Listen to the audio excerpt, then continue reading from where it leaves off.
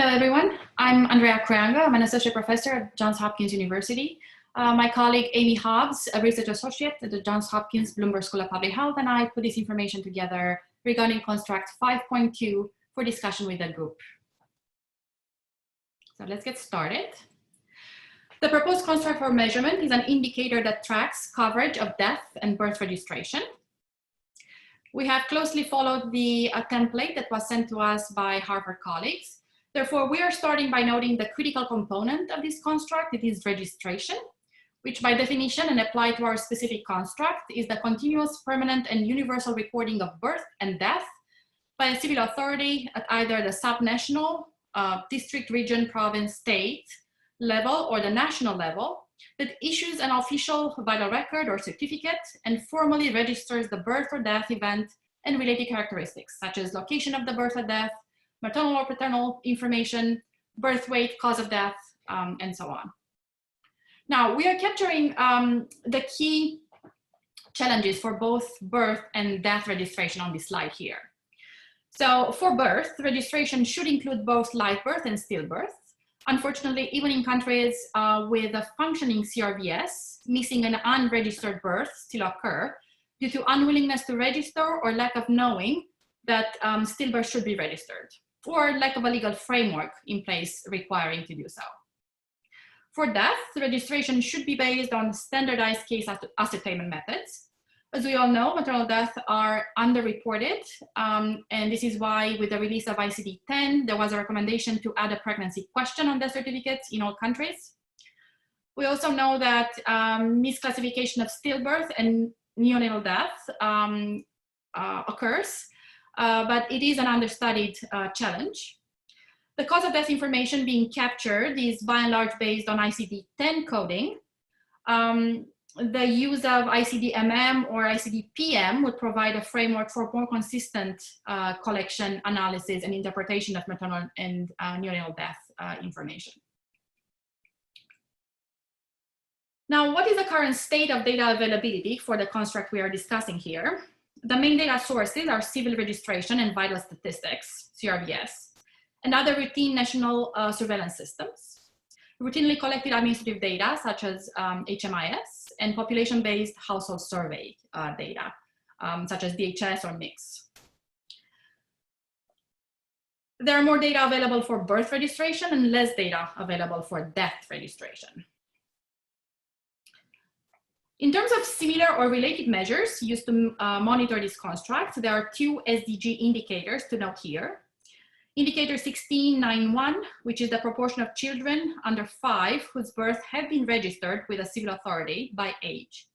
Data for this indicator are captured by UNICEF. Indicator 1719-2 is the proportion of countries that have achieved 100% birth registration and 80% death registration. And for this, the WHO Global Health Observatory maintains databases for global monitoring and reporting on the percentages of deaths that are registered by age and sex. Also, the United Nations Statistics Division has data from CRVS systems. Some general comments on these indicators, national and some national data, the availability of such is quite low.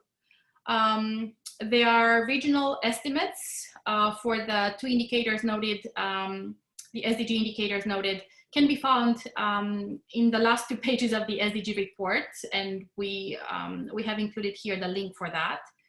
Having multiple years of data for LMICs is an exception, not a rule, and therefore we need estimation exercises based on the available country data to generate regional or global levels and trends.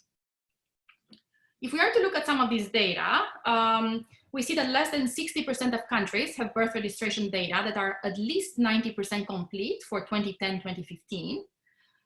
This varies between 15% in sub-Saharan African countries, 80% in Northern American countries, and 98% in European countries. The regional groupings shown here are based on the United Nations geographical regions. If we are to relax this criterion a bit to 75 complete registration rather than 90% complete registration, we don't actually get much further. The variation we have is between 17% in sub-Saharan African countries, and again, 98% in Europe. Regarding measurement of this construct, on the next few slides, we are going to discuss several construct attributes, starting with construct validity. So first to note here is the definition of registration that may vary by country, depending on legal frameworks and also requirements around registration. The definition of stillbirth, as we know, varies between countries, both in LMICs and in high-income countries. Respondents to household surveys may not be clear on who the civil authorities in charge of the death registrations are, and they may misinterpret notifying a church or a village chief of a death as form of registration of the death. Timing of birth registration may need to be clarified as the SDG indicator is measuring children under 5 with the birth registered. Ideally, children should be registered at birth. This is a busy slide, but we wanted to keep everything on the slide. So we are discussing the feasibility of measurement and data availability for the construct. The data source for most of the information here is UNICEF's birth registration for every child by 2030. Are we on track? That's a report that was published in 2019. So what we are doing here, we are trying to answer 3 different questions. First, are available data of acceptable quality?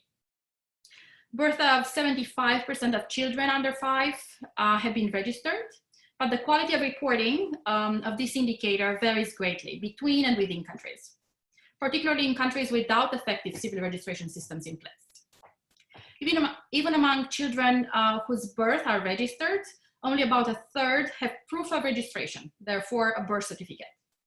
This compromises the human rights of a child, such as lack of identity, proof of birth, and also limits the ability to register children for education, health benefits, immunizations, and so on. It is common for birth and death to be unregistered due to lack of a legal framework within civil authorities and vital statistic agencies, or lack of a functional CRVS system. And this is especially prominent when it comes to birth and death that occur at home or in the community, as opposed to those that occur in a health facility. Many systems may lack the resources needed to conduct data quality assurances and ensure complete records. This, of course, limits the accuracy and timeliness of the data for this indicator.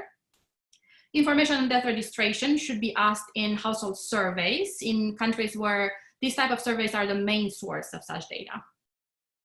The second question that we asked was, can data be obtained with reasonable and affordable efforts in a timely fashion? The answer to this question, of course, depends on health systems and HMIS and CRVS functionality. These may lack these systems overall may lack the human resources to conduct quality assurance, ensure completeness of records, and regularly enter, compile, analyze, and report these data. And the third question here is, does construct overly increase reporting burden on countries? Well, no, there should already be something the country reports on if there is a functioning CRVS system. But for countries without a functioning system, this is an quite expensive undertaking to actually do.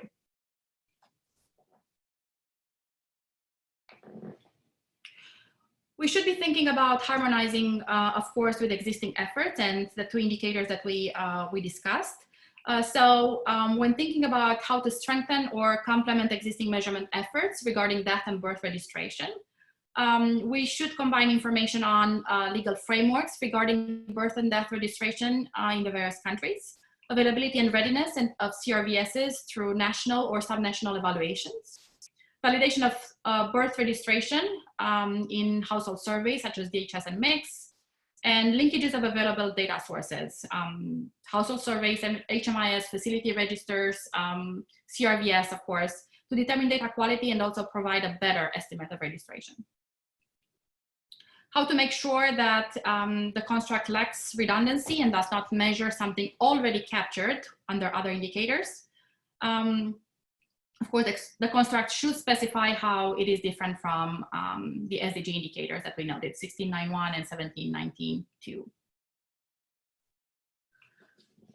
The indicator that we've been talking about definitely has a relevance to strategies to reduce maternal and newborn mortality, as it benefits monitoring of both. In terms of usefulness, there are several points here that we are making. Birth and death registration protects the rights of women and of reproductive age, and also newborns and children worldwide. The use of standard definitions for live birth and stillbirth are critical for ascertainment methods to ensure correct ascertainment of birth and death. Guidance may be needed to some countries to ensure consistent and standard measurement. The key information on birth and death certificates, such as location of the birth or death, maternal, paternal sociodemographic characteristics, birth weight, gestational age, and the other information captured, as well as the cause of death information captured on death certificates, are actionable or should be actionable. They do identify how, where, when, and why women and newborns are dying. And their availability would directly support systems planning, including health system planning, provision of health services, decision-making, of course, and implementation of strategies to reduce maternal and newborn mortality. Thank you so much.